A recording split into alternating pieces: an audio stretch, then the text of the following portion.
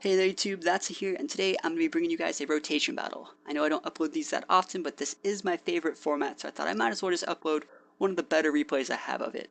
My team on the left hand side is going to be the same team I always use. It's Mega Garchomp, Focus Sash Excadrill, Choice Scarf Vivillon, and Citrus Berry T-Tar fighting against Talonflame, Azumarill, Escavalier, sorry I had a brain fart there, and Greninja. Greninja is really good in this format because access to protein lets it pretty much have stabbed anything, and that's so good in this format because you can always see what your opponent has on the table. So if you know what they're going to switch to, you can use Scald, Ice Beam, Hidden Power Fire, Dark Pulse. You have such a wide move pool, and Greninja is just a great Pokemon in this format. So without further ado, let's start this game up, get right into it.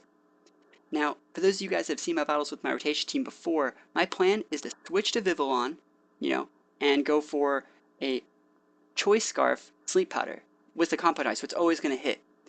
Now, this guy, I don't know if he knows that I have the Choice Scarf Sleep Powder, but he decides to lead with his Greninja, and I guess it's a Choice Scarf one because it's definitely faster than my Vivillon.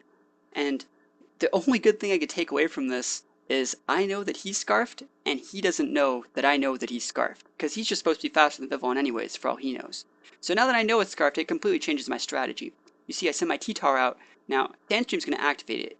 So that gives my Garchomp Sand Veil activation, and my Excadrill Sandstream activation. So, not Sandstream, sorry, Sand Rush activation. So Excadrill is going to be twice as fast as it normally is. You see, I'm going to come with my Excadrill and go for an Iron Head, and it's actually going to flinch the Azumarill. We're going to see the Sandstorm do the last little tick of damage, proccing its Citrus Berry. Kind of wish it didn't proc, but I'd like to know the item.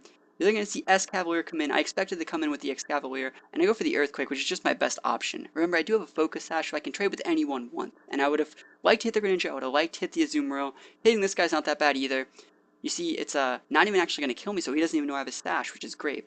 I then swap him with my T-Tar, expecting him to, swap to something else, and he goes for an Aqua Jet. I was also just switching to pretty much avoid the damage to kill my Excadrill, and I go for an Earthquake. Now, some people would say, why do you even have Earthquake on T-Tar? And this is a physical attack or wall T-Tar, so there's not really any other attacks could have. Earthquake's really just a filler move on him.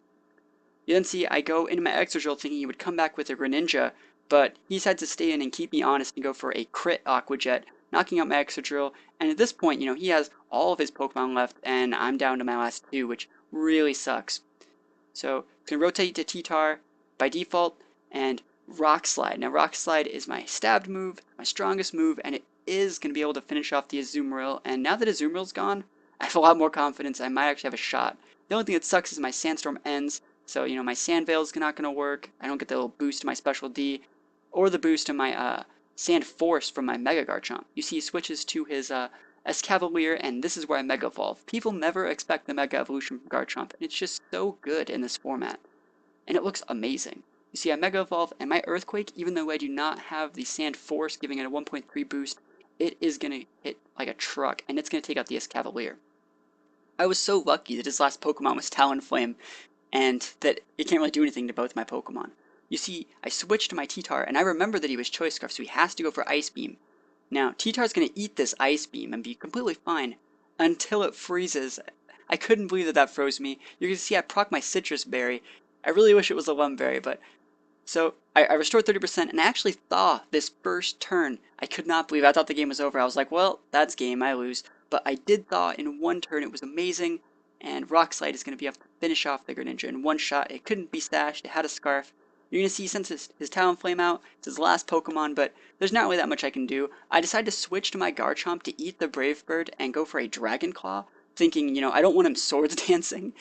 Like, if I were to go for a Rock Slide and miss any Swords Dance, that would really suck. So I decided to go for a Dragon Claw. It's not going to kill, but he decides to just run right there. So that was the match. I was completely down and out. He killed my Vivillon for free. He killed my Excadrill. He froze my T-Tar. And I managed to come back and win using the Mega Garchomp. And that was just a really fun game.